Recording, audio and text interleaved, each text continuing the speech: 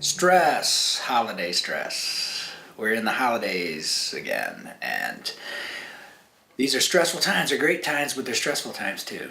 So what I want to do in this video is I want to help you make some decisions about how to get the stress out of your life and maybe not cause other people stress, right? In order to do that, so what I'll do is I'll explain what stress is first of all, and our current understanding of it, and then I will give you some things that you might want to try, get you going in the right direction. So first of all, stress. What is it? Stress is a physiological condition.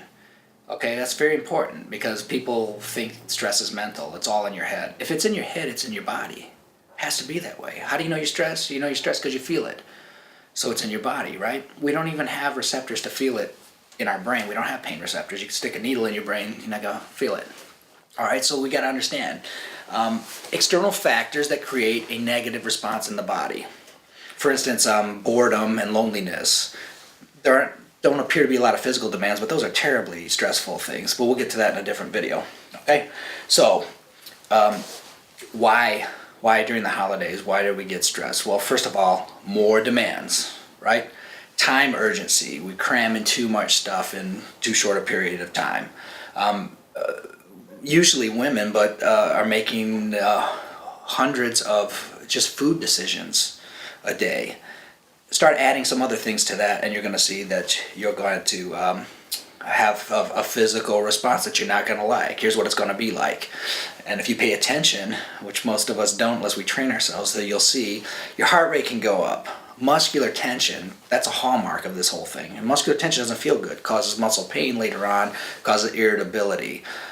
Stress hormones like adrenaline, cortisol, right? These are in small doses for short periods of time really good things to have because they help us heal. Those are situational stressors that we need that to happen.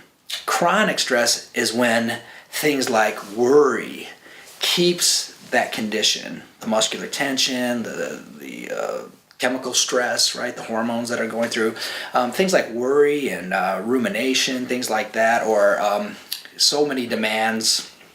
So we get a sense of why maybe the holidays are stressful. So now let's talk about what we might be able to do about it. Okay, two categories that I look at, I wrote them down, that we can do to kind of build some strength and de-stress. Okay, they fall into kind of two categories that overlap. First of all, build resiliency, right? In other words, make ourselves stronger.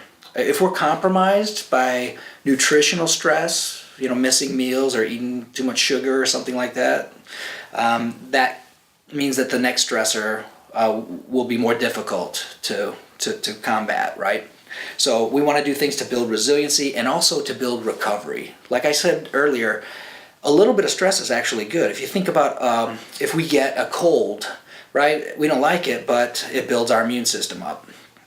If we're under chronic stress, our immune system takes a hit because all of our energy is going into our muscles and so we can hit something or run from something. Anyway, you get the picture on that. So I'll tell you some things that I do. So to build resiliency, first of all, our feelings are in our body, right? We have already established that. If we feel something, we don't feel it in this cup. We feel it in our muscles. Our heart rate might go up. Our blood pressure might go up. Too long, that's a bad thing. So what do? We want to build some strength. I'll tell you what I do, and then you can get some. And I worked up to this, by the way, too, so you can decide yourself. You take at least a half hour every single day, at least a half hour. I've worked up to 2 hours, but you could do a half hour even, to do something to get a relaxation response in your body, right? You practice stress, guess what? You get good at being stressed.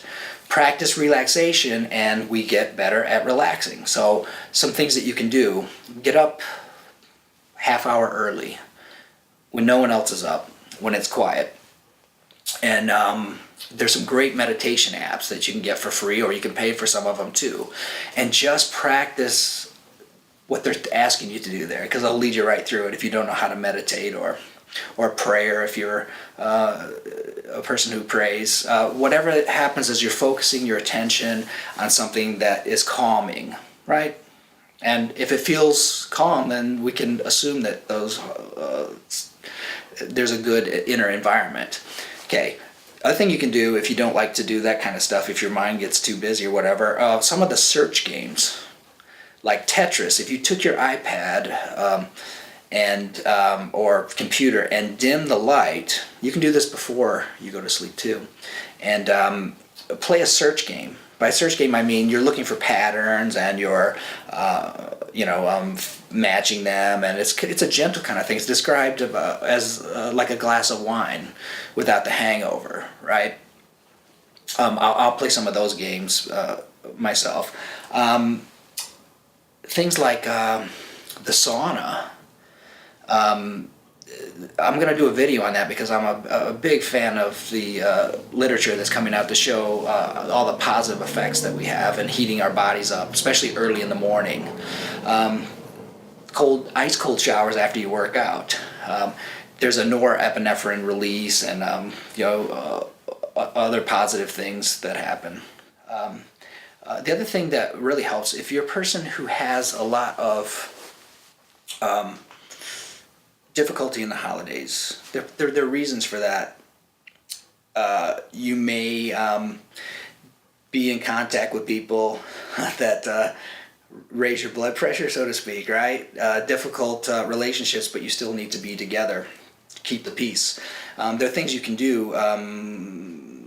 Cognitive behavioral therapy, for instance, is something that works very well if there's chronic stress. Because, see, chronic stress wires us to have more stress. In other words, if we practice something, it gets to be automatic. Is it all right? Okay, so anyway, I don't want to make the video too long for you, but what I did want to do is let you know that you want to look for things. First of all, you're going to have to schedule that time for yourself. That's probably the most selfless thing you can do, because then people don't have to tolerate us when we're in a bad mood. Your mood affects everyone's mood, and you'll notice that. If somebody comes in, barges into your office all stressed out, you're going to feel that first. You may be able to change it, but your first response, which you're not responsible for because it's automatic, will be their stress. There's also a great opportunity in the holidays to be joyful and relaxed, because you can bring that to people and help them feel that too. So look for building resiliency, which means making the body strong so it bounces back. And then recovery, which means if you have a stressful day, protect a couple of things. Protect your sleep. You have to protect your sleep. The more I study sleep and its positive effects when we get it together, the more I want to study it, because it's incredible how much that can help us. If you have sleep issues, you want to take care of them, okay? Exercise. We know that exercise helps to protect, not only reduce stress, but help us to stay healthy and fight off diseases, and it improves our mood. Prayer, meditation, things, just alone time, listening to music, playing the iPad games are good. Watch your diet. Nutritional stress is a huge hit. Limit sugar, and it's going to be all around us this holiday season. I like an additive approach, which means eat clean 80% of the time, and then you can kind of fill the gaps in with some of that sweet stuff, and watch alcohol. I don't think I have to say a whole lot about that. And have a good holiday season.